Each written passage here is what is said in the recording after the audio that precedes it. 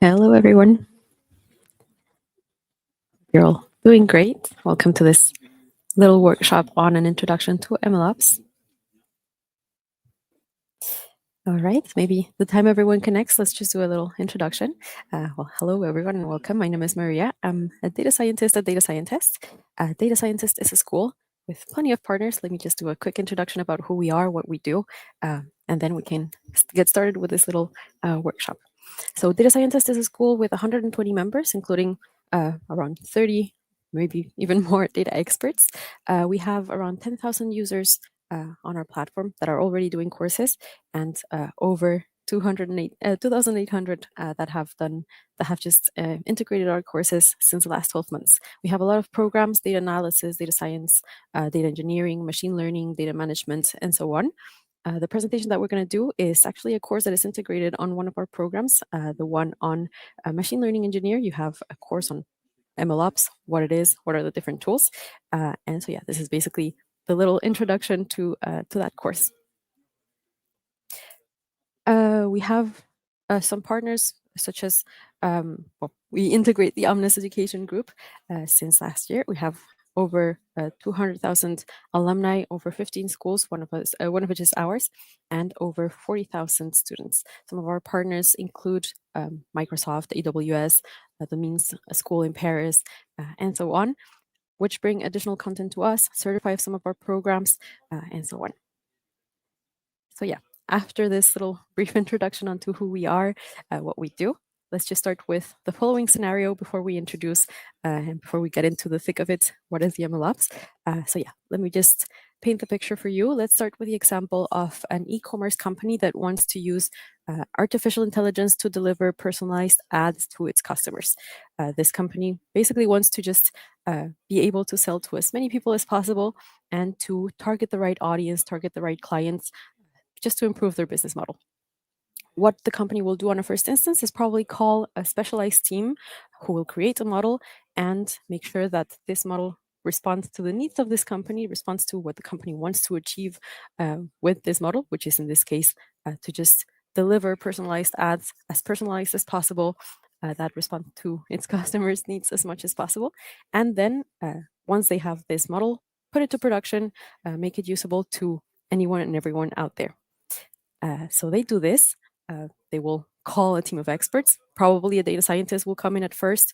They will take care of collecting the data, processing the data, making sure that they have everything they need. If they don't have the necessary data needed to be able to, just create these personalized ads, maybe they will go look around for complementary information, complementary data to integrate the data sets that they have already and that they are working with, just so that they have, as much information as possible to create a model that will be as bespoke and as personalized as possible for this company's needs. Then they will take on the modelization part, creating a model that will make just recommendations for the different products that the company sells towards the different clients that they have, based, of course, on the personal preference of the clients. Those will be the very first stages that the data scientist will probably take care of, and that will concern the main part, the machine learning part. Afterwards, someone else will take the relay probably. It will probably be a data engineer who will take the model that the data scientist prepared, will go on and test it, make sure that it can be usable by someone who doesn't necessarily know how to code, and then put it into production, and then maybe take care of things such as monitoring it, seeing if it's supposed to do what it's still supposed to do from the beginning, and if it doesn't, maybe there will be needs to readapt and so on. So this all sounds great in the theory, but in practice, what happens? So let's say after 9 months of developing it, after 9 months of the data scientist preparing the model, preparing the data, preparing everything to be as ideal as possible for the company, and after the data engineer has put it to production, has just finished up the different monitoring components and so on, all the stages, all these first 6 stages that we mentioned are complete, what happens next? So can the company actually use this application without difficulty? And this is where the MLOps will come in, because there are several potential problems that we can encounter at this point. First of all, so the data that was used for the training might have become obsolete within those 9 months that have passed. So on our first instance, the data scientists recovered some information that they deemed necessary and that they deemed important to be able to create a model that would adapt as best as possible to the company's needs. But in those 6 months, data keeps coming, right? Clients keep coming, people keep buying from the site, people keep looking up products. There's even new products that will appear for the e-commerce site. So of course, the data will not be the same as it was from the very first moment the data scientists started training and started just collecting the data and preparing it for it to be used. That's one potential problem at first. Secondly, the model might not longer be adapted to the company's needs. Again, maybe there's new products coming out, maybe there's new types of clients arriving, and they want to, like have the ads be as attractive as possible, reach as many people as possible, and be just as bespoke as possible. So that might be something also that's not necessarily adapted by the time that the model is put into production, right? Another problem that they might encounter is maybe the application won't be able to be scaled. Maybe the testing part, when they were first deploying it, maybe it wasn't able to, be used by as many people as they intended to at the end, right? Maybe I don't know, the e-commerce site became really popular and suddenly they have a way bigger demand, and the model that they have or the service that they had that they are going to deploy maybe is not responding to those needs anymore. Maybe it's just too small for it and it's not able to be scaled up. It's not being able to reach out to that wider audience that they now have, right? And of course, this would be the nightmare. The application cannot be reused. Again, maybe coming back to those previous points, maybe they don't integrate the new products that are coming up. Maybe they don't integrate the new clients that are subscribing to the e-commerce site. And that makes it that the application that they invested so much time and effort and maybe even money on won't be able to be reused. So that's some of the potential problems that we might encounter here and some of the problems that we want to avoid through using the good practices of the MLOps, right? What we want to do with the MLOps in general is to be able to work faster, to be able to work continuously, to be able to work in parallel. All right. So that being said, that's a little scenario being laid out. What we're going to talk about today is going to be what is exactly the MLOps. Maybe you've heard the term come around here and there. Maybe this is the first time that you ever hear about the MLOps. So we're going to just give a brief description, give a brief textbook definition of what is the MLOps. What are some of the challenges that we might encounter? What are some of the difficulties that we might come across when trying to set up a project following the good practices of the MLOps? What are some of the challenges that we might come across? What is the MLOps life cycle? So what are the different stages and processes that we are going to go through when talking about MLOps and its life cycle? What are some of the key components and frameworks? So there's different things that we're going to have to put in place. What are exactly these things that we want to put in place? What are these key components that we want our architecture to have, that we want our product, our final products to have? And of course, what are the different tools that will allow us to do so, that will allow us to put in place an architecture, a solution that's as robust as possible and that meets the company's needs as best as possible? In the end, we're going to do a very small practical work, just like a very first beginning of a very first simple architecture of what it can start out as and how we can take it further to become, just the ideal solution in terms of the MLOps. All right. If you have any questions all throughout, don't hesitate to write them on the chat. I'll make sure to keep an eye on them and answer as best as possible. All right. So let's get started. What is the MLOps? Have any of you heard of this term before? Is this the very first time that you come across this term? Don't hesitate to write out on the chat your feelings about it, if you know about it, if you've heard about it, if this is the first time. If not, a little definition to begin with, as usual, just a textbook definition of it. MLOps comes from the abbreviation of machine learning operations. It's going to be a set of practices. So when we talk about MLOps, we're not really going to talk about like a specific, position or yeah, just like our yeah, you are not an MLOps, right? You're just following good practices of MLOps. So in that sense, it's just going to be a set of good practices that we're going to follow, and these good practices will take on ever from the development of the machine learning systems that we're going to do up until the operations and the different things that we're going to that we're going to have to put in place. The goal in the long term, what we want to have is machine learning models that are transparent, that are efficient, and that we can successfully just manage the whole life cycle of our model. You know, just from the moment our model is born up until it's put into production, and of course, once we're there, how do we keep monitoring? How do we keep making sure that it's doing what it's supposed to do? Right? There's a question. So, machine learning versus MLOps? That's a great question that we often come across. Machine learning is just going to be like the modeling part, the part where we're going to make predictions. Machine learning operations is going to be, again, just the set of practices, the set of good practices that we're going to take care of just to make sure that, yeah, that we can have a machine learning model that's not just making predictions, but that it's also just put into production, that it's accessible for people who don't necessarily know how to run our code or don't necessarily know how to run our Python scripts, for example, but that want to, you know, just be able to use them and be able to monitor them, be able to have just a machine learning model that's not just stored somewhere, gaining dust in our computer, just somewhere there. Okay.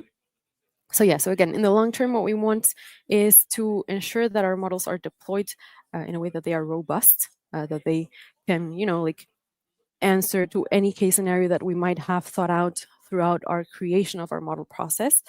We want models that once they're deployed, they're also scalable. Again, coming back to the scenario that we were laying out at the beginning, if we have a company that suddenly becomes very popular and receives a lot of traction, a lot of people trying to access the site and trying to get recommendations from the different products that they're selling, we want to be able to meet that demand. We want to be able to size up if necessary and also size down if need be.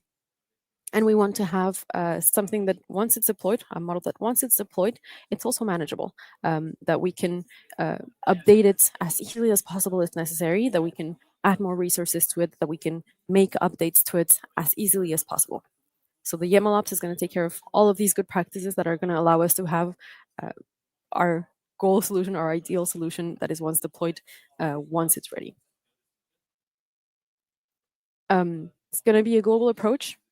Since we've been saying from the beginning, it's going to be something that encompasses everything from the design of our solution, designing something that will really speak to the company that we're designing it for, that will really speak for the specific business or even just for our personal needs, that it will really answer to those objectives that we have in mind. It's going to take on from that very first moment through the development of our model that will make predictions, through the testing, through making sure that what we're setting up actually works, actually does what we want it to do. And then once we have it ready to be able to deploy it, and once it's deployed, not stop there, not just stop with having a model that's ready and that's available for everyone, but also make sure that once it's out there, once it's out in the world and living its best life, it keeps living its best life. We want to have it be able to maintain it and have it evolve as much as possible. We want it to kind of like have a life of its own, but also keep an eye on it just to make sure that it's still doing what it's supposed to do. The MLOps is going to be a holistic approach. What we want to do is just ensure that the models are not just going to be successfully deployed, but also that they will continue to function and that they will continue to adapt over time. That's what we want. That's like, globally speaking, the ideal of the MLOps. All right. In terms of the essential things that we are talking about when talking about the MLOps is, first of all, increased complexity. Sorry. We want to be able to manage the complexity of modern machine learning models with tools that are going to be structured, that are going to be able to process our machine learning model for having an efficient maintenance. We want to, again, if need be, and if we need to go and put our hands again into our code and update it, make it be as efficient as possible, make it be as easy as possible, and of course, have our model, just be able to grow with all the complexity that that keeps growing. We want to have rapid adaptation. We want to have a model that once it's out there, it's able to, just keep pace with the rapid evolution of machine learning, of course, through good practices of continuous integration and continuous deployment, CI/CD. This is a term that you will often come across when talking about MLOps.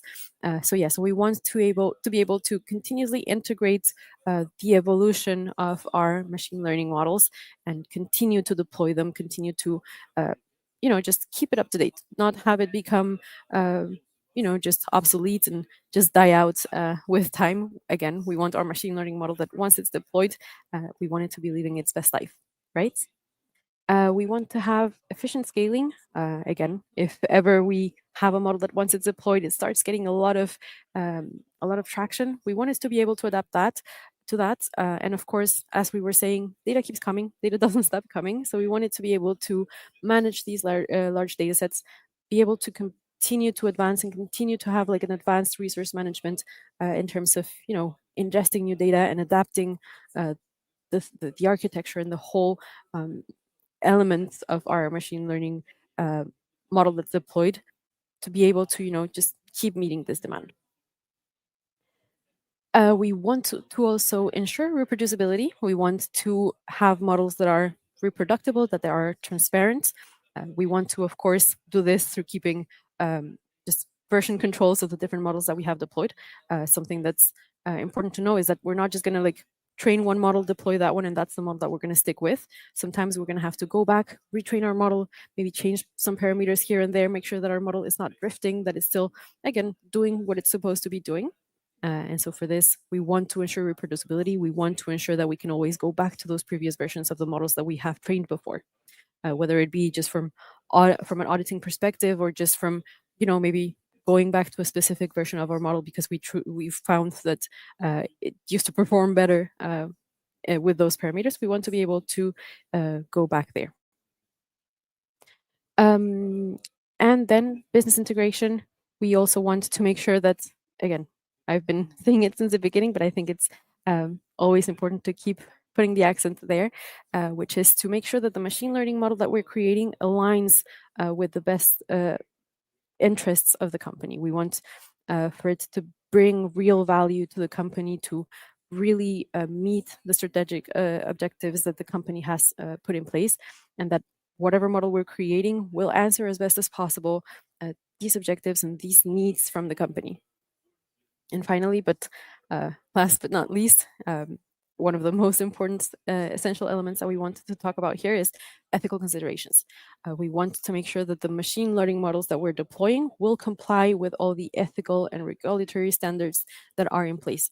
We want to make sure that the models that we have deployed or that we're going to use or that our company is going to use will respect all the ethical regulations that are in place. We want to make sure that we have models that are transparent enough, that they are respectful enough of again, all of these laws that we have in place in terms of GDPR, data protection, just, like making sure that we respect that as well.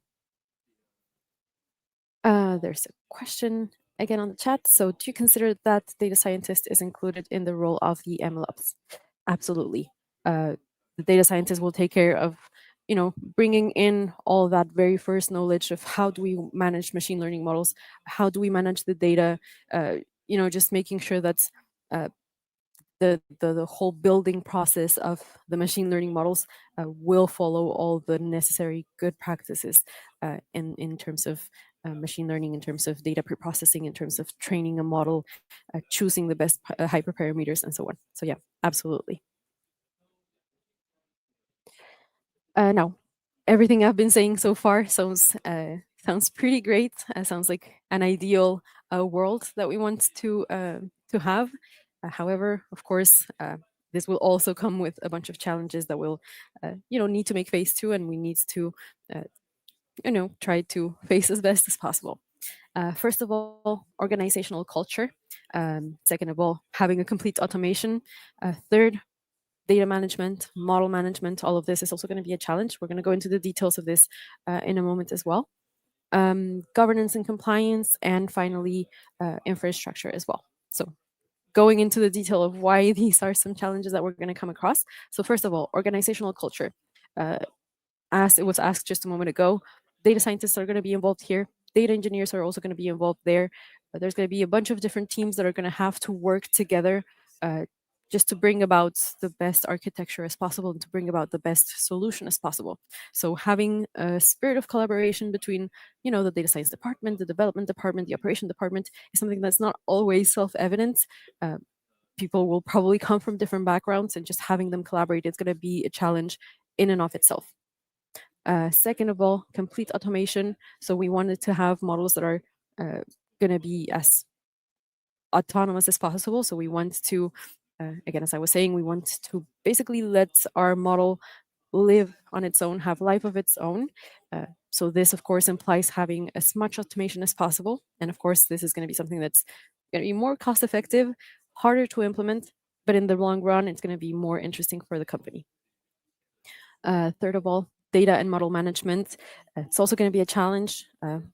If you've already worked on data science models, if you've already worked on machine learning models, you know it already. The whole pre-processing the data is quite complex in and of itself.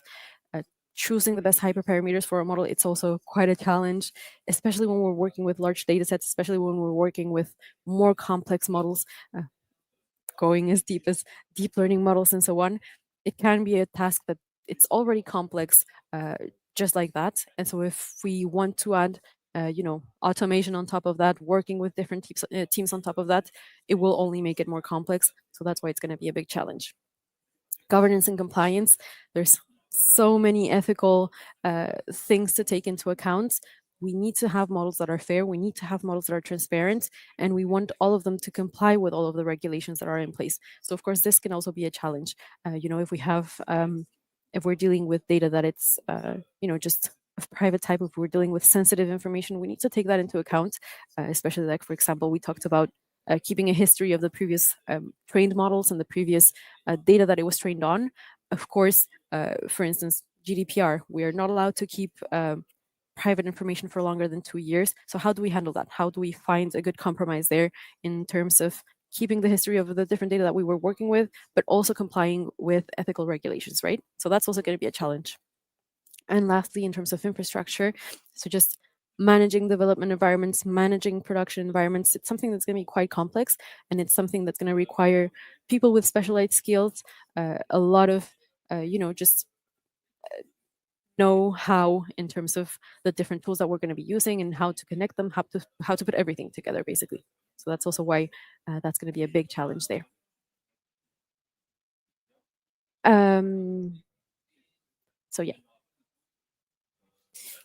Now, in terms of the MLOps life cycle that we are talking about and that we're going to be, trying to follow as best as possible. So there's going to be, let's say, 4 main components, maybe even 5, that we have to, just go through, that maybe we will have to go back on some of them. So yeah, very first step, it's not shown here on the picture, but just thinking about the objectives of the company. What does the company want? What do we want to achieve with this model in particular? So the scenario that we were talking about a moment ago, a company wants to just create ads, specialized ads for its users, just so that they have like as best recommendations as possible in terms of the products that they sell, right? So what are our objectives with this? How are we going to measure that the architecture that we're going to put out is going to respond to these needs as best as possible? That's the very first thing. Just thinking about the objectives of the company, thinking about what we want to do with this, so that we can then go to the second stage, which will be building what we're going to put out there, building our models, building our architecture, and so on. Starting, of course, with the machine learning part, right? Doing all the feature engineering, doing all the data collection, testing our models, training them, of course, first, just making sure that we have something that will respond as best as possible to the needs of the company, testing our model, of course, keeping in mind these objectives so that we're sure that our model is performing vis-a-vis of what the company wants. So that's the very first part.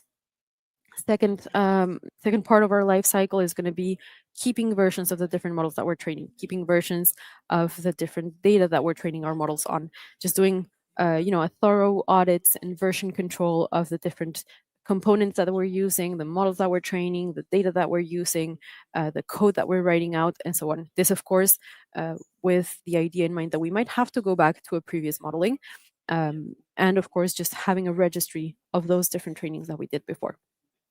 Once we finished up this part, once we've made sure to keep the different versions that we're working with and the different versions that we've trained, pass to the part where we're going to deploy it, where we're going to render it accessible to our company, to people who don't necessarily know how to run our Python script, but that will be in need of interacting with this code and interacting with this model that we're going to deploy. That's the third part. And then once we've deployed it, again, not stop there, not stop with, just having a model that's deployed and that it's out there, but also just making sure that it's still doing what it's supposed to do, making sure that it's still performing with regards to the metrics that we put in place from the very first moment, from the moment when we decided what our, uh, you know, uh, key performance metrics for our company were. So yeah, so just making sure that we keep an eye on this, keep an eye on the model that we've deployed, and making sure that if ever something's not going well anymore, if ever our model starts drifting, if ever the predictions seem to be a bit off, if ever I don't know, maybe the ads start seeming a bit not very adapted to what we wanted, then make sure that we trigger, the right alert or the right answer to be able to, readapt. And that's why it's basically a whole life cycle. We might need to go from, the moment when we were monitoring our model back to the building part. Maybe we noticed that our data started to drift. The data that we trained our model on is not um, uh, recent anymore. It's not responding as well with the model. And so maybe we need to go back to the building. We need to go back to the feature engineering stages. We need to go back to the training of our models and so on, just tweak things here and there, just to make sure, again, that the model that we have rendered accessible continues to do what it's supposed to do. We might also see it kind of like this. Again, first of all, always defining and planning what are the goals, what are the objectives of the company, so that we can do all the feature engineering and training as best as possible and just adapting as best as possible to what this company needs, right? So yeah, so first part, feature engineering, model creation, training, evaluating our model, making sure that it's doing what it's supposed to do with regards to the objectives that we've set up at the very beginning. Version control, again, just keeping versions of everything, of the model, of the coding, of the data that we've been using, and so on, so that we can always go back to the previous versions. If we need to go back to a previous modelization, make sure that we also are able to go back to the previous version of that data, the data that was being trained on. Deploy, update our models once they are ready, once we have something that we're happy with, something that performs well with regards to the objectives that we have in mind. And of course, once it's deployed, do all of this performance control. Make sure that everything's still running smoothly. Make sure that there's no drift in terms of our model. There's no drift in terms of the data that we're using to make predictions and so on. So all of these are some of the things that we have to do, that we have to keep in mind on the life cycle of our machine learning models. Now, what are some of the key components that we should have in our architecture? What are some of the key elements that we should have just to follow the good practices of the MLOps? So here we're going to talk about just different things that we should think about setting up and having in our architecture just to have it live its best life once it's deployed, right? So first of all, we want to have a component that's going to take care of managing the data, something that will safeguard who has access to the data, how we access it, that it's efficient, that we can ensure that our data is just still as qualitative and as consistent as possible. We want to have this very first component. We want to have a component that will take care of developing the model, training it, making sure that we're using the right hyperparameters, that we are getting the right performances with regards to the objectives and so on. We want to have a component that will manage the deployment into production environments. We want to have also, of course, something that will take care of inspecting our model, maintaining it, making sure that it's still performing as well as it should over time, regardless with how much time goes by, make sure that the model is still doing what it's supposed to do and that it's still doing it as best as possible. We also want to have APIs and integrations. APIs, again, just application programming interfaces that will just enable, the connection between the different services that we will have in place. They will serve kind of like as communicators between what we're sending out and what our model is returning as a result. So we want to have APIs that will take care of this part. You can think of them kind of like waiters in a restaurant that will just tell what we want to the kitchen, and then the kitchen will make sure to prepare what we want to have for lunch, and then just bring it through via the waiters to our table, and just so that we can enjoy our lunch.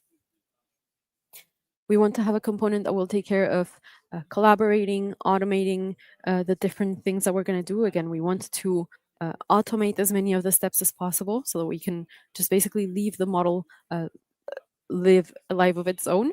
So we want to have a component that will ensure that we don't have to go and put our hands in it uh, that often, only whenever there's something that's not going well anymore that we would have to intervene, but otherwise just facilitate just the collaboration between the team members, and would just ensure that the workflows go as smoothly as possible and as easily as possible and as automatically as possible.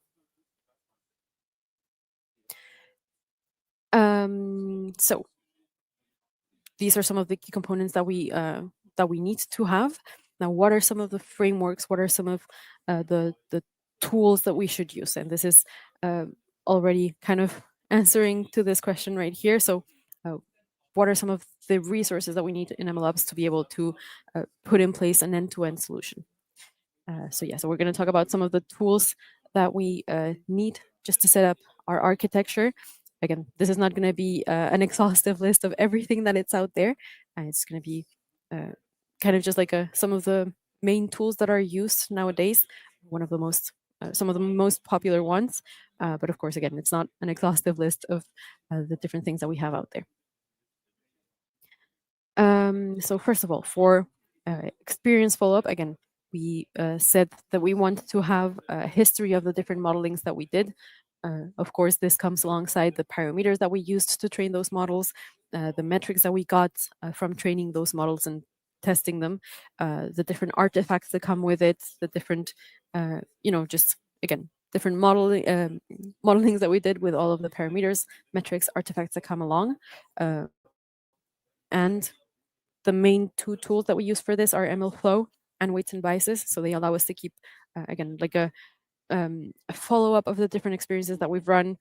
They allow us to make just dashboards that will be a lot easier to explore, a lot easier to, just globally have a global view of the different modelings that we did, the different trainings that we did, the different experiments that we've run, if they succeeded or if they failed, why they succeeded, the different performances that it got. So I don't know, the accuracy that the very first model got, the different parameters that we trained it on, and so on, and the data that it was using to be trained, and so on.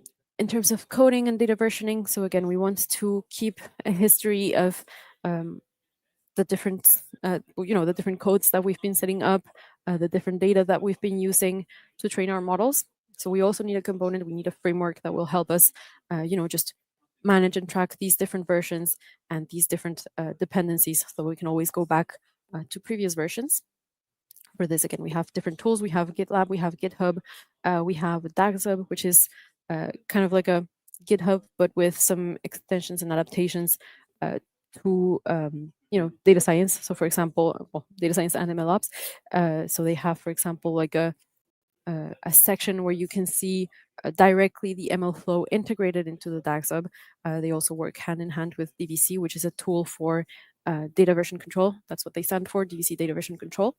And so they just allow you to visualize the data straight away there on the DAGSub repository. The interface is exactly the same as what you would have on GitHub, of course, just with some add-ons. Again, like I said, with DVC, with MLflow, so that you can just more easily integrate these tools. And of course, DVC, which will be, as I've been saying, for data version control, just keeping different versions of our data If you've worked already a little bit with GitHub, you know that it's not really the best practice to send your data to the GitHub repository. But if you still want to keep track of the different versions of your data, the different changes that you're doing and that you're putting onto your data, if you still want to keep track of those different versions, DVC is a tool to use. What it will do is it will create a copy of your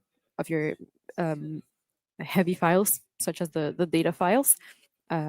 This copy will just have the information of where you have it stored. And in the meantime, store your data, store your heavy files somewhere else, somewhere like on a Google Drive or on an S3 bucket on Amazon or on a blob on Azure, many and any of the options that you might have.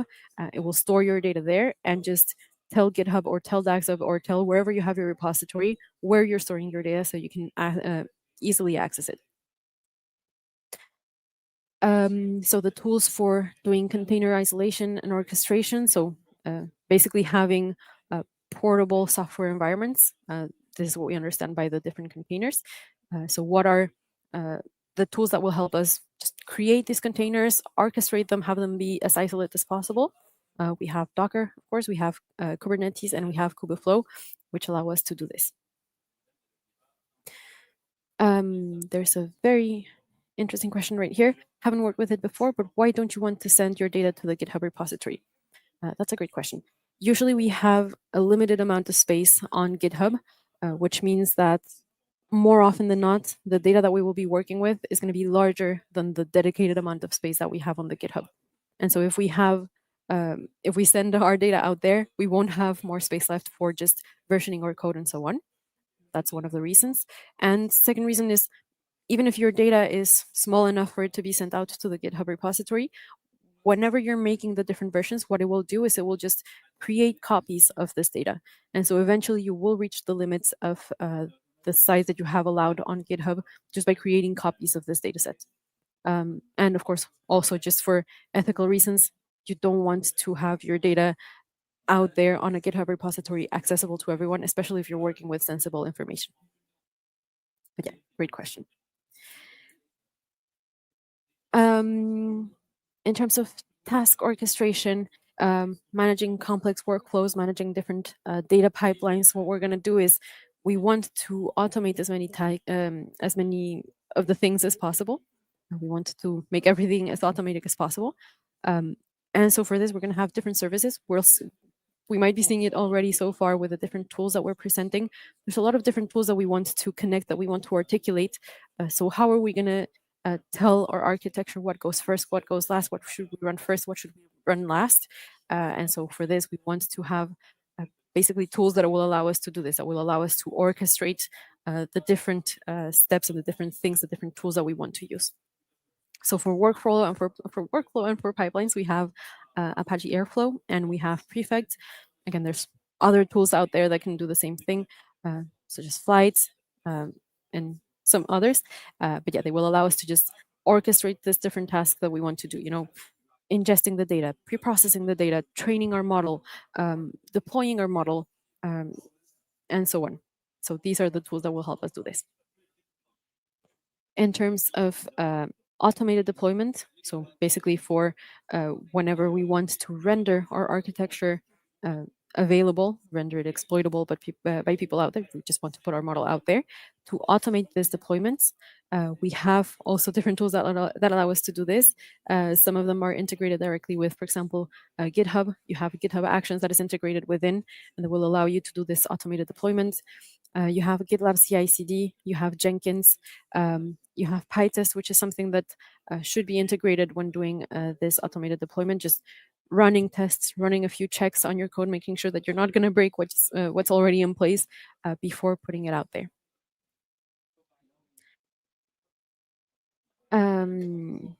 Okay, so in terms of model and artifact services, what are some of the frameworks and artifact services that we have out there? Here we're going to repeat one of the tools, well, both of the tools that we have mentioned before.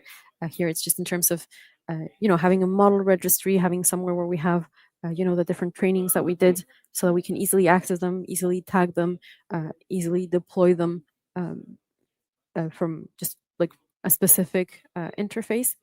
Here again, we talk about MLflow, we talk about weights and biases. these are also going to help us in this instance. And of course, last but not least, something that's very important is we mentioned the fact that once we deploy our model, once we render it accessible, we also want to make sure that it continues to perform as well as it used to, that it has the necessary resources, that just making sure that the data is not drifting, that the model is not drifting, that the data is still consistent with what we had before, that the model is still making predictions that are correct. We want to just keep an eye on this. The best way to do this is setting up dashboards that will allow us to, just keep an eye on everything, and as well send us alerts whenever something is not going well. So maybe we're not managing to make predictions anymore, or we are making predictions that are not as satisfactory as they used to. So we want to set up alerts so that we get an email or we get just a message straight away whenever these things happen, so that we can react as soon as possible, and so we can, just make it better. So for this, some of the tools that we use are Prometheus and Grafana. Prometheus, where we're going to just recover all of these logs. Grafana is mostly going to be a visualizing solution. The thing with Prometheus is that it's not very user friendly. It's not very nice to see. So if we want to, have dashboards put in place that are going to be a lot more interesting and a lot more telling, in that case, we're going to go with Grafana, which is just going to help us, again, put in place these dashboards, recover this information from Prometheus, and just give us like a global view of what's going on and what we have out there. Some of the tools as well, to create these APIs. I was mentioning APIs, just services that will allow us to interact between, our models and the other applications and the other services that we have. Again, there's going to be tools that will help us do this. We have Flask, we have Fast API, we have Django, which allow us to just create this sort of in-between systems that will connect between our services and our models.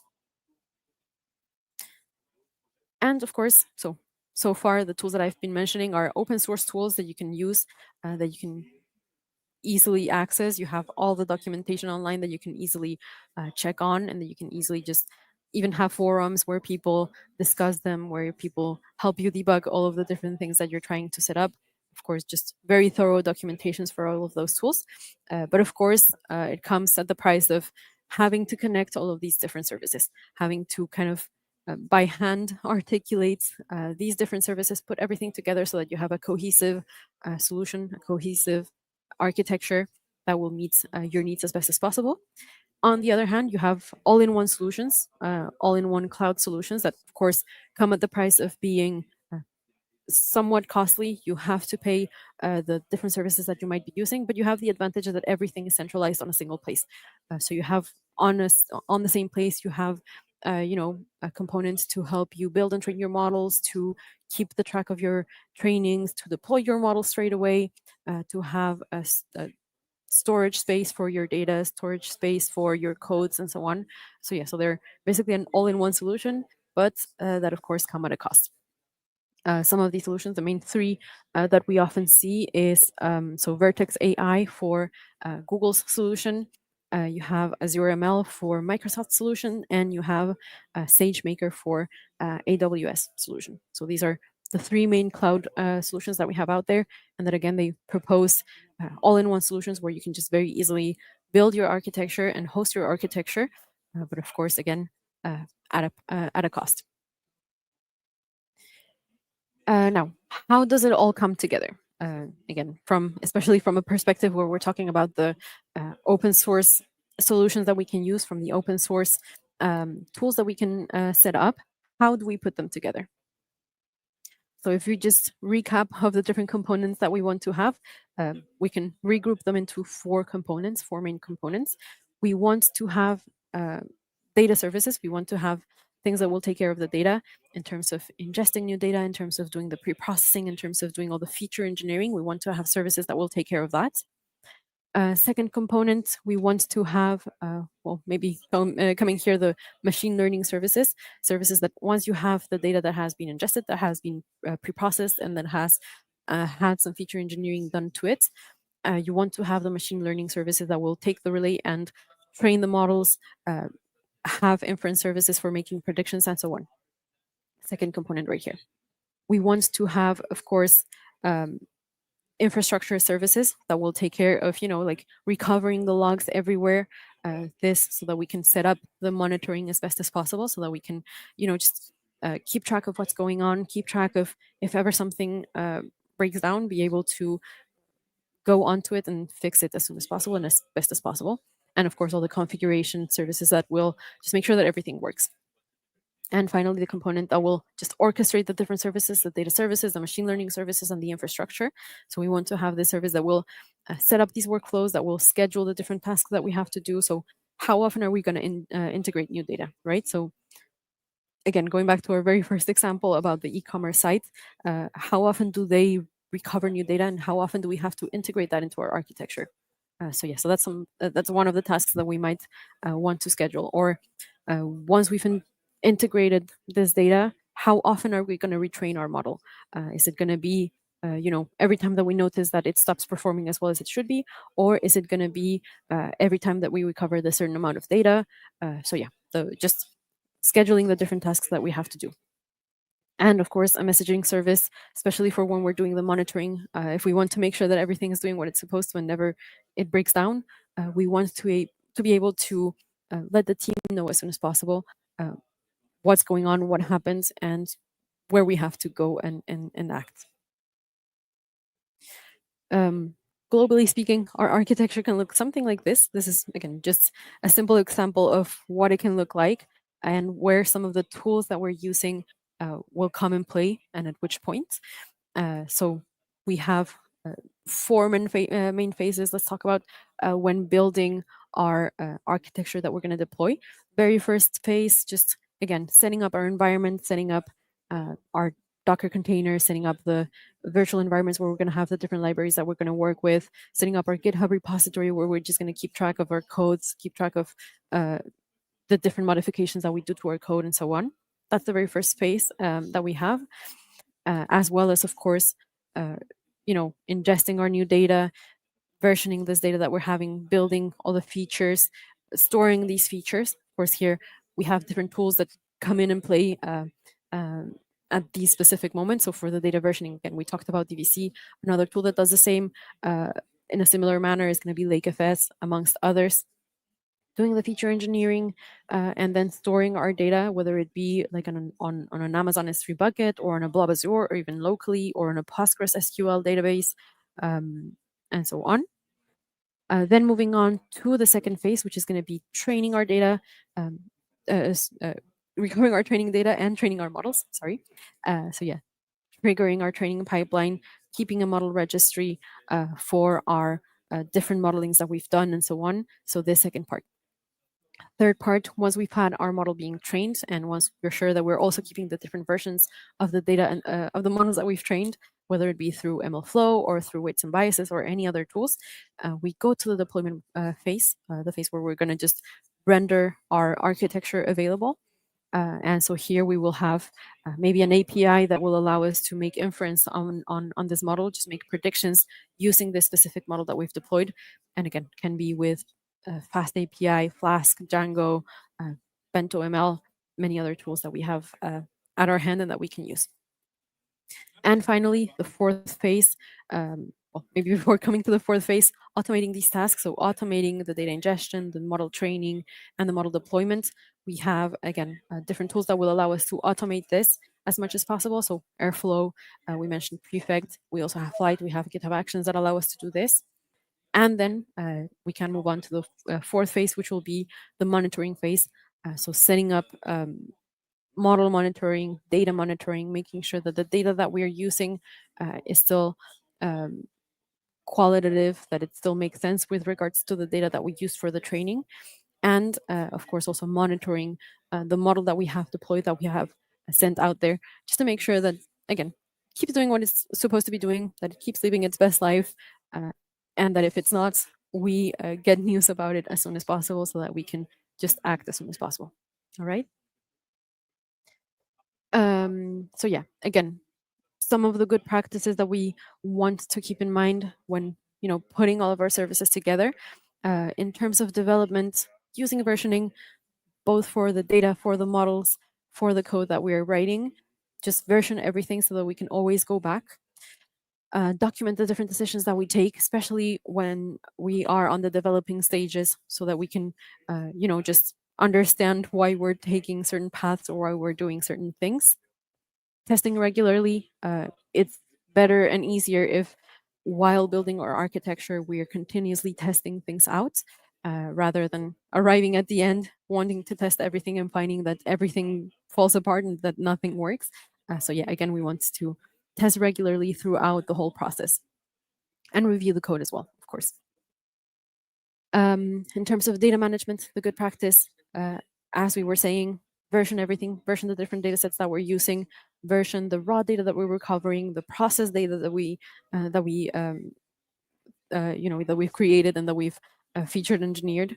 Validate that the data is qualitative, that it's cohesive, that it makes sense with regards to the data that we had before. Track the different transformations that we're doing. Maybe at some point data changes and we're no longer recovering the same information. So we want to track all the transformations that we're doing, all the data that we recovered, all the information that we have at hand.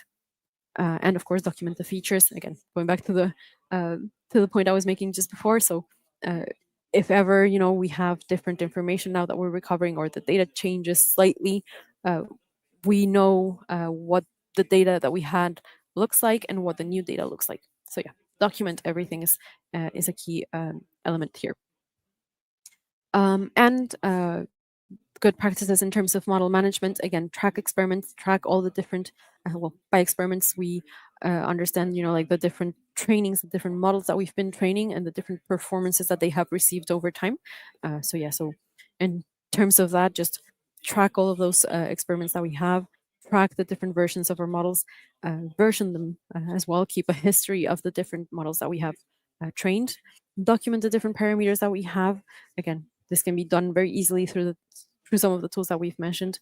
Flow does this very well, just keeping not just the model version, but also the parameters that we trained it on. And of course, validate the results as well. Make sure that the result that we're getting makes sense to what we want it to get on a first instance. And finally, the good practices in terms of deployment, having as many of the steps be as automatic as possible. Again, test thoroughly. This also goes for the model management and for the data management part. When setting up the tools that will take care of this, test thoroughly that they work, that they do what they're supposed to do, and that they're not going to break the whole project once you integrate everything. Good practices as well. Monitor the performance of your model. Make sure that it's still performing as well as it used to at the beginning, and plan for maintenance as well. Plan for maintenance in the sense that if ever your model stops performing, you know what you're going to do. You know what the course of action is going to be.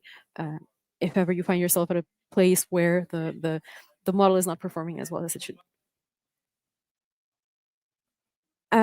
So now we're going to move on to a small practical work. The main idea will be just to show you a few of these components that we've talked about.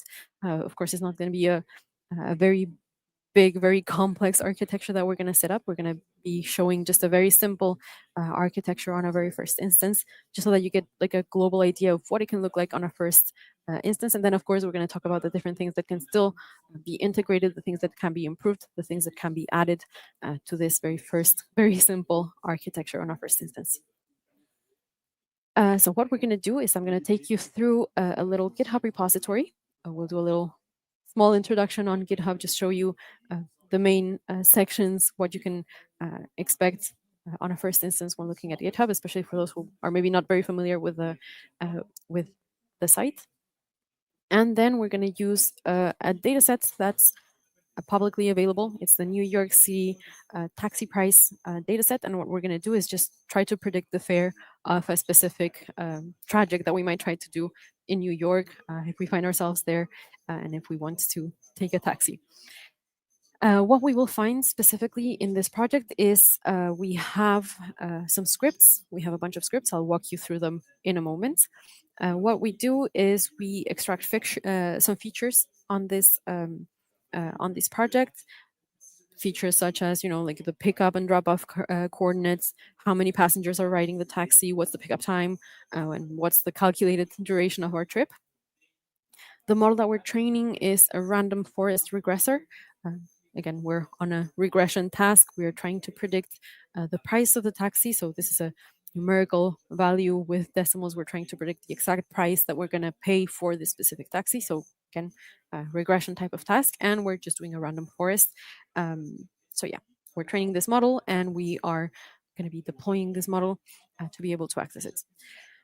The setup that we're going to have is going to be a multi-service setup. We're going to have a fast API backend. We're going to have, well, again, a fast API, one of the tools that I mentioned a moment ago for creating APIs that will allow us to communicate between our model and the front end that we will have. In this sense, we're going to have a Streamlit front end. Again, Streamlit is going to be a tool that will allow us to create front ends, kind of like websites, if you will, where you can just easily visualize having a graphical interface of what you're doing. We're going to be using a Docker Compose for just setting up different containers. When we talk about containers, we're talking about, well, yeah, you can think of them as literal containers, just having like boxes that are going to be completely independent from one another, but that can still communicate between each other. In this case, we're going to have like two boxes. We're going to have our API that's going to be in a box. We're going to have our Streamlit that's going to be in another box. And again, this is one of the good practices that we should follow on the MLOps, just having containerization throughout our architecture. And we're using Git for version control. On this very first architecture, we've only set up versioning for the models. We don't have any solution yet in terms of data versioning, but again, we wanted to keep it as simple as possible, as basic as possible. And again, of course, we will talk about the different perspectives of improvement that we have on this architecture, things that we want to look out for if ever this went on a real case scenario. All right. So what I'm going to do is I'm going to show you now the repository, and then I'll give you a little bit of a detail in terms of the containers that we're going to be working with. So GitHub looks like this. It's a site where you can create an account. What GitHub allows you to do is, first of all, to store your projects there. It's always good to have like a backup here online, and that you can continuously update. You can continuously, make saving some backups of the things, of the codes that you're working on. That's one of the very first things. So if ever you have, I don't know, God forbid, coffee falls on your computer and you lose all your information, at least you have a backup of your project somewhere.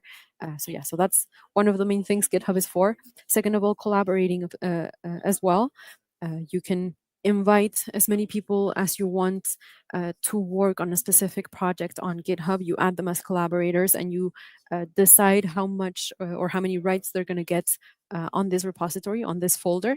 Again, you can think about it as being a folder somewhere online where you have your code, where you have the information, and where people can access it. You can make repositories be either private, or you can make them be public, meaning you can have them be accessible to everyone, or you can only access them yourself, or you yourself can only decide who has access to them in case they're private. But yeah, main purpose as well of GitHub is it allows you to collaborate with other people by cloning it. One of the keywords on when using GitHub, by cloning this project onto your computer, it means that you can make changes and add them to GitHub. And if other people are also making changes on that code, they can also add them, and you can always recover the latest version of your code that you have been working on, or that other people have been making changes to. So this is GitHub. And what we have here is just our small project. Here we have different files. Maybe let's just give a broad overview of the different files that we have here. First of all, we have, I'll go into the detail of the folders second, but first I'll just talk about the files, the individual files that we have here. We have a very first file, a gitignore file. This gitignore file serves the purpose of telling GitHub what are the files that we might have locally, but that we don't want to store on the GitHub repository. For instance, our data folder, we don't want to put our data onto GitHub. Again, that's the good practice, the general rule of thumb, not sending your data onto GitHub. You also have a README Markdown. The README Markdown is going to be a file that just contains a description of your project. Good practice is to always give as much detail as possible, what our project looks like, what are the different structures that you have, how do you set it up if ever you wanted to reproduce this project yourself, what are the different steps that you should take in terms of setup. So starting, of course, by cloning it locally, so creating a connected copy of this repository that you have online, but on your computer so that you can code on it, so that you can make modifications on it. And what are the different steps that you have to do in just to be able to launch it and to run everything that is out there.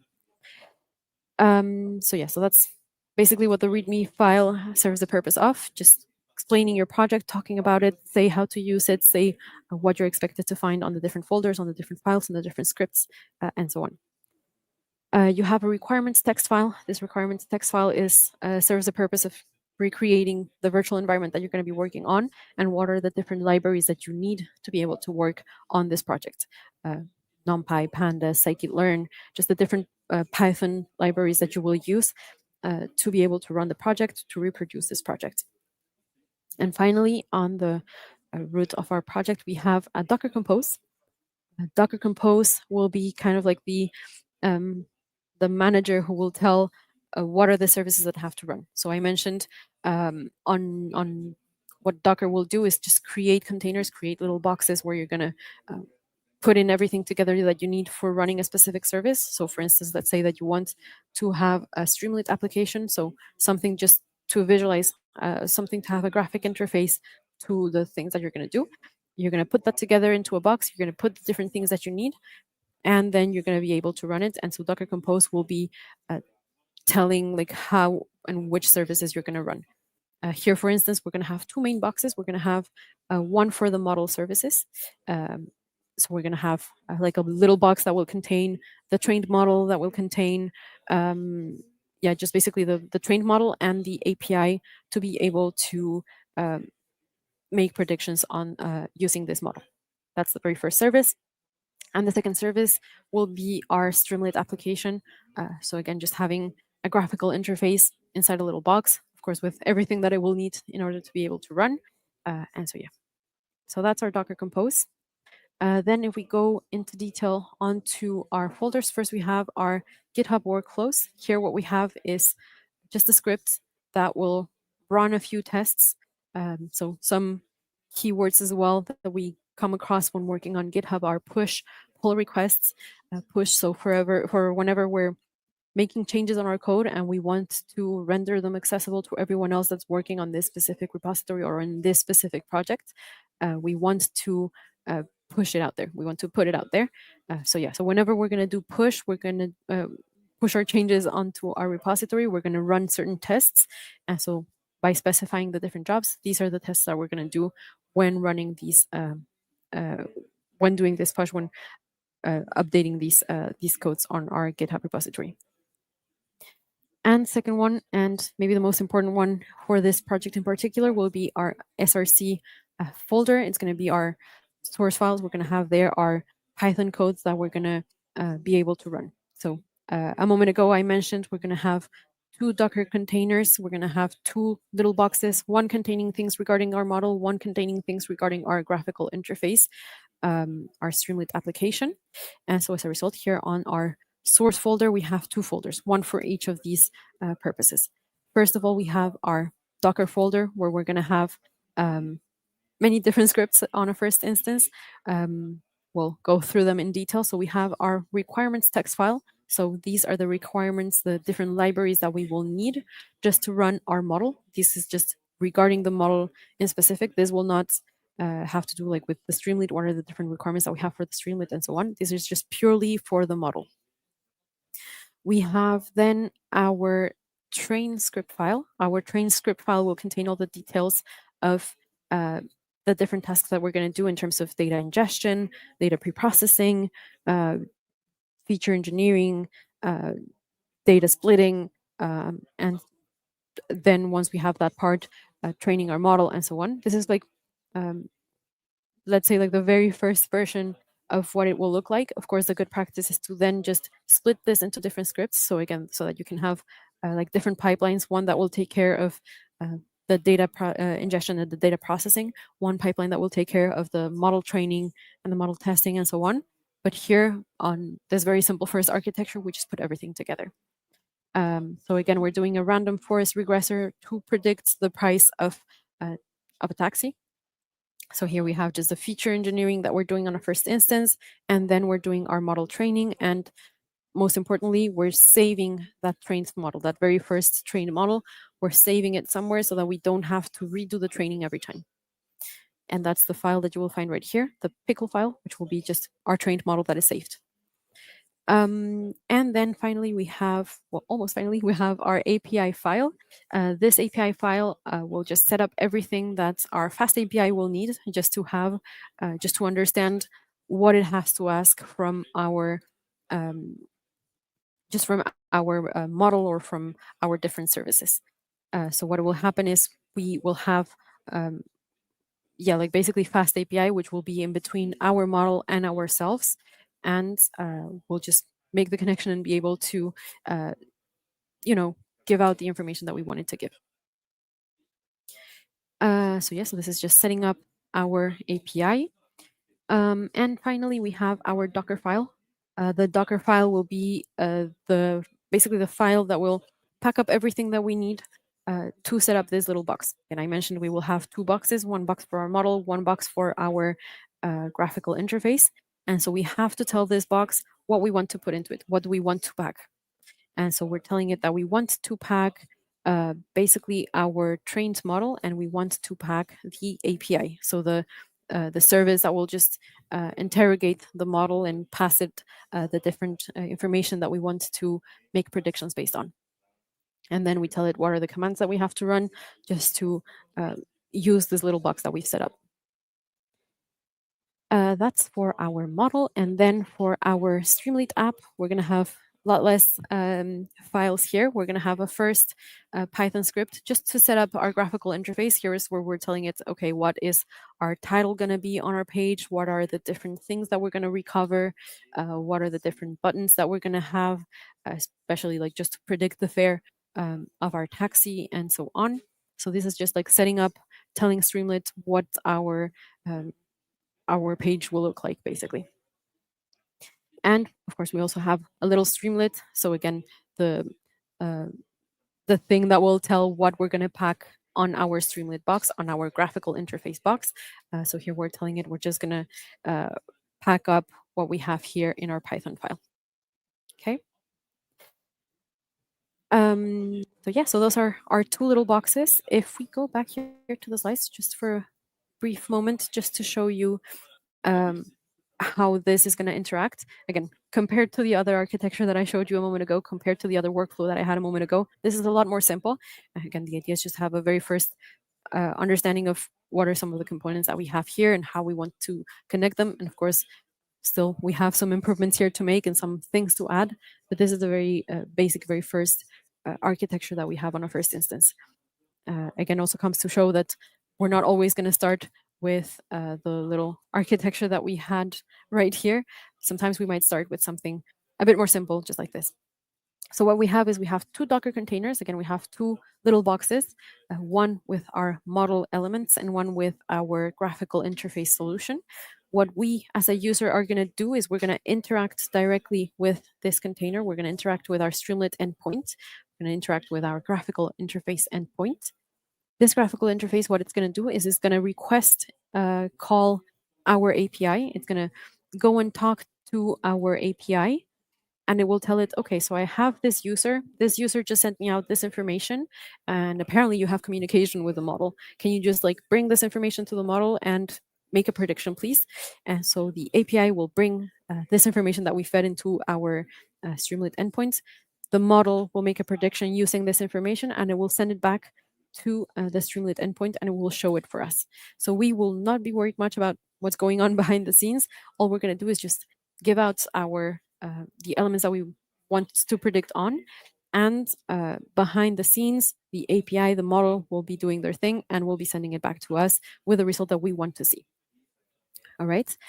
Again, it's kind of like the example that we were giving a moment ago when we were talking about APIs. We will have basically, if we're in a restaurant, for example, and we're looking at the menu, we see the dish that we want to eat. We're going to ask the waiter for that specific dish. I don't know, maybe I want to have some pasta carbonara, and I won't really necessarily know how the carbonara is being prepared. All I know is I just ask for the carbonara to the waiter. The waiter goes back to the kitchen. The waiter tells the people in the kitchen, okay, so I have this table that they want to have a pasta carbonara, and then the people in the kitchen will just know exactly what to prepare. They will know how much pasta to put, how much bacon to put, how much cream, how much, however they prepare it. I won't really know exactly. The order of the ingredients that they're setting up, or how hot the pan is, or how hot the water for the pasta was. I won't know anything of that. All I know is that once the dish was ready, the dish will be sent back to me through the waiter. The waiter will bring back my plate, will give me my carbonara, and I will be just very happy to be eating my carbonara. So that's basically the same principle here as well. Our user will just give the information to the Streamlit endpoint. The Streamlit endpoint will connect to the API. It will ask the API what it wants to do, and then the API will tell the model, based on these descriptions, what we want to have back. Okay. So let's just run all of this just to have it be a bit more speaking. Well, maybe just before. So yeah, I mentioned we have our two little boxes. The way we're going to run our boxes will be through a Docker Compose, which is one of the very first files that I showed, which is basically the file that will contain the information on both our boxes, how to run them and how to connect them and how I can access them. Okay. Okay, so I'll just show you my code in that case. Just 1 second.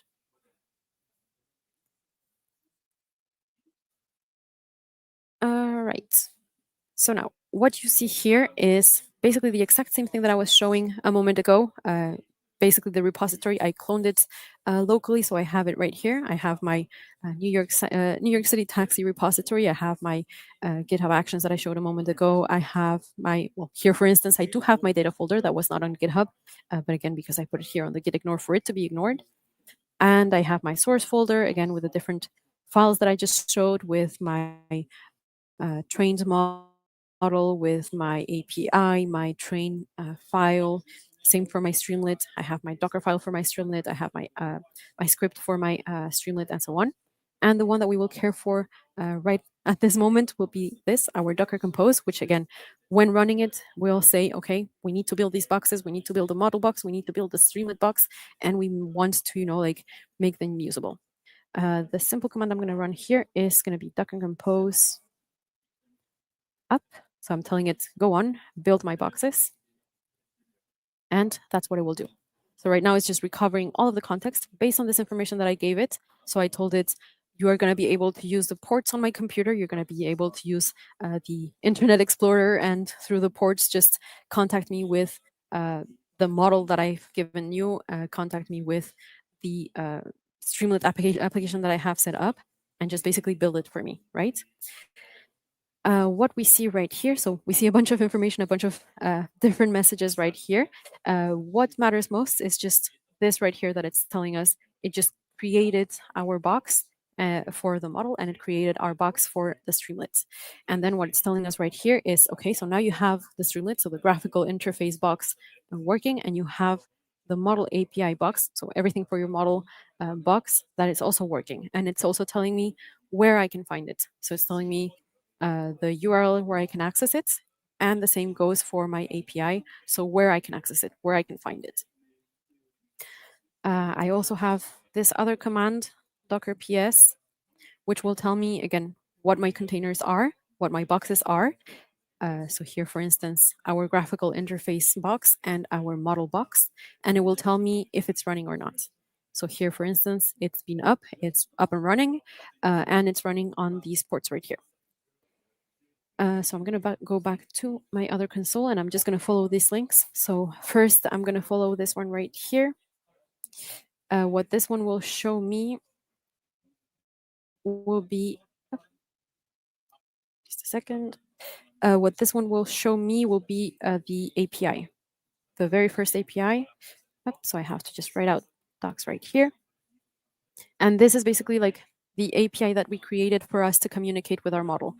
It's going to be basically like a function that we're going to send our information to. So what it's going to receive, it's going to be this. It's going to receive this information. So what's the pickup point? What's the drop-off point? At what time? At what day of the week? And so on. It's going to receive this information, and as a result, it's going to tell me a string with just a text saying how much it's going to cost for me to get from point A to point B. This is my API. Second element that I want to show you, it's going to be our Streamlit application. So where we're going to see basically like the graphical interface part. And so this is the graphical interface part. And so here we get like basically our taxi fare prediction section. And this is going to be a lot more easy for us as a user to interact with. So yeah. Okay, so let's just put it to use. Let's place ourselves in New York. Let's say that we've been just walking around the city, that we're enjoying the sights, that we are, I don't know, we went to check out the Empire State Building because apparently it's interesting to look at. And we find ourselves there, and then we don't notice that there's a step, and we kind of fall, and we are pretty sure that we sprained our ankle. So we want to get a taxi. So let's just put the coordinates where they're going to pick us up right here. And let's say that I just want to go as fast as possible to my hotel, which happens to be on the opposite side. Let's say that that I found a very nice Airbnb right here next to the Wall Street, and I want to get there as fast as possible. I want to get my taxi, but I also want to take care of my wallet and see how much it's going to cost me to get there. So I set my drop off point, and let's say I'm just accompanied by my friend. We were just enjoying the city together. But unfortunately, I sprained my ankle and I want to get a taxi and see how much it's going to cost me. I click here on predict fare, and I will get the predicted amount for my taxi. So yeah, so that's basically just to show how it can look like how we go basically from ingesting data, pre-processing data, training a model, and so on, to basically deploying something. Again, the architecture that we showed right here, it's something very simple, very basic. There's a lot of the elements that we were talking about throughout the presentation that we don't really have right here. For instance, we don't have monitoring right here. We don't know if our model is still performing as good as it used to the moment I trained my model before. We don't really know, I don't know, we don't have versioning of our data. We don't know if I trained my model before. What are the different versions of this model? So yeah, so there's still a bunch of things that we can still improve on this. But again, it's just to show you kind of like a very basic way of following the good practices on MLOps and where it can take you. So let's just go back to the slides after having tested out this little practical work right here, especially just to discuss of some of the things that are still improvable on this architecture. So even though we have our API, even though we have everything that is Dockerized and we have like specific boxes for the specific services that we're using, there's still things to improve here. So for instance, we can centralize all the feature engineering on a reusable script. So maybe we want to, again, I showed you a moment ago, we have just a single script where we do all the data ingestion, all the data pre-processing, and then the model training. Maybe we want to split this into separate scripts just to, again, make it as isolated as possible and make sure that, I don't know, if ever we find that we need to retrain the model, we don't have to run the whole thing again. We don't have to, do the pre-processing again. Maybe we can just do the retraining on its own, just through a specific script that will be dedicated just for the training part. So that's one of the things that we can improve on a first instance. Save the trained models with the version numbers. So again, that's something that we don't really do here. We only have one specific model that we trained on a very first instance. But maybe we want to, keep track of those different versions, keep track of the different modelings that I did before, and maybe even go back to them. So that's something that we also want to do. We can use DVC for, here it says model versioning, would be mostly for data versioning, and maybe MLflow for model versioning. We could also, so I use an API to make requests, to make predictions. Maybe I want to, have a log of all the different requests that I'm making, just so that I can, if ever my model stops performing, so that I can pinpoint exactly what happened on the API, where it happened, and maybe try to remediate it. And we also want to, track the prediction response times. So here we saw it was kind of immediate. At the moment I clicked on predict fare, I immediately got the prediction of the price that I was going to pay for my taxi. But maybe we also want to, uh, track, these prediction times, because that can also be an indicator that something's not going well for my model, or that, like there's changes that I might want to do to my model, that maybe I need to retrain it, or maybe I need to act on it, because maybe at the beginning it used to make predictions really quickly, and then 3 months on the run, and now the predictions are not as fast anymore. So that's already an indicator that something might be wrong. So that's something that we want to do, maybe track prediction response times as well. Set up HTTPS for secure communication. So here you saw it, I can easily access my Streamlit application. I can easily access the documentation on my Fast API. Maybe I want to just make sure that this is a bit more restricted and a bit more secure onto who can access it. Same goes for using the API key authentication to restrict access. Maybe I don't want everyone out there to be able to access the documentation and to be able to test out the application that I have set up. So that's also something that's very important to keep in mind. Using MLflow to log the training metrics, so the mean squared error, the mean average error, and so on. We also want to, make sure to be able to just keep these tracks. Here, for instance, I didn't really show at any point how good my model is at predicting the price of the taxi, but it is something that we want to keep in mind, and to make sure that it's, that it's as optimized as possible with regards to the objectives of the company. We also want to add monitoring dashboard to have basically a place where we can globally see how things are going, where we can see, like for instance, what are the response times of our predictions, for example, what are the performances that we have over time on our model, what are the resources that we're using, how many resources we're using, are we able to meet the demand that we have, and so on. And finally, we want to automatically version and deploy the model. So here I did it kind of manually. I had to manually go and run my Docker Compose so that I can set up my boxes, set up my Docker containers, and be able to show you the different components that we have. But maybe we want to make this a bit more automatic, and maybe we want to, just not have to do as many things manually. All right. So yeah, so those are some of the things that we can still add, still improve. So we can very much say that while this is already an improved version of just having a Jupyter notebook lying around somewhere with a trained model that we have ignored for the past 3 months, this is already an improvement, in the sense that we have a script, we have our containers, we can easily render it accessible, but there's still work to do. It's still very much a work in progress. Do you have any questions? I think that you're asking for the GitHub repository link. I will share it on the chat. However, for now it's on private, but yeah, I will render it accessible at the end of this session.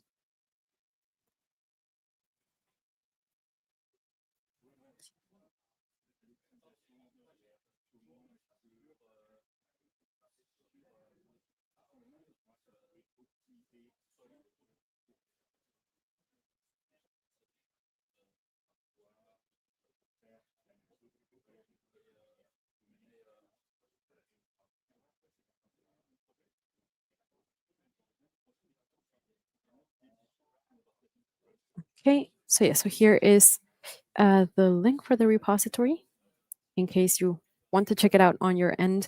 Again, for now it's private, but I'll render it accessible at the end. So yeah, don't hesitate if you have any questions. I see a question, what are the different patterns for the MLOps? I suppose you mean like in terms of the different architectures that you can have? That's actually a really good question. When it comes to MLOps, we don't really have like a one solution fits all as into, like what the architecture will look like. There's different architectures that we can set up. But yeah. Data first approach, model first approach. So yeah, to complement, I guess, your question. So it's very much like this whole workflow that we follow, like first taking care of the machine learning parts, doing some data exploration, then data preprocessing, model training, and then going to the part where we're going to build our architecture and so on, and of course going through the different some of the different tools that I evoked previously that can help us just orchestrate these different tasks. So having like what matters here most is having a data pipeline, having a model pipeline, and be able to just orchestrate them, say at which point we're going to run which, how often we're going to run them, and so on. All right. So I really hope that you enjoyed this little workshop. I hope that it was interesting, and I hope that yeah, you could just understand some of the global things about the MLOps. It's a term that's becoming more and more popular. It's getting more and more popularity, and it seems that companies want to, just have these good practices be set up as much as possible. So yeah, I hope this was a good first introduction onto what is MLOps, what is it all about, what are some of the tools that you can use, what are some of the uh, good practices that you should follow, and so on. Yes, the video will be available at the end, so you will be always able to access back on the things that we discussed today.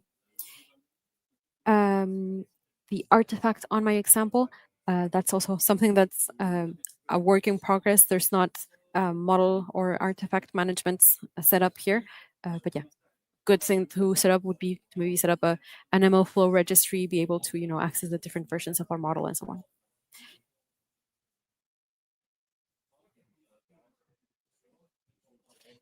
So in terms of resources, tutorials, there's a lot of tutorials on YouTube where you can see just end-to-end projects on MLOps. Those are very practical, especially in a first instance, to get the hang of it, understand how everything is gonna work. But yeah, for the GitHub link, I will render it accessible in a moment because yeah, right now it's a private repository, but I will render it public in a moment. Okay, so I hope you enjoyed everything.